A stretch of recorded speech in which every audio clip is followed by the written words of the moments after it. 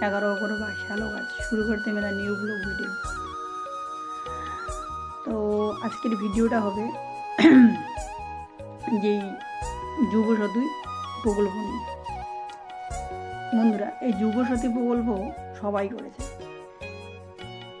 মনে হয় সবারই টাকা ঢুকেছে, কিন্তু আমার টাকাটা ঢোকেনি কেন রে ভাই? সেটাই আমি বলতে চাই। দিদি আমার টাকাটা দিল না কেন? আমাকে হোয়াটসঅ্যাপে মেসেজও দিয়েছে, এই যে মেসেজটা দেখুন, কিন্তু টাকাটা ঢুকলো না কেন? সেটাই আমার দিদির কাছে প্রশ্ন, যে আমার যুবসাথীর টাকাটা ঢুকলো না কেন? আমি কি কোনো অন্যায় করে ফেলেছি দিদি?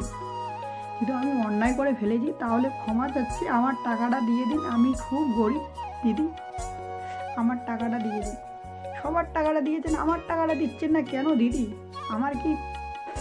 আমার কি কিছু গলতি আছে সেটা বলুন তো, আমার টাকাটা দিচ্ছেন না কেন?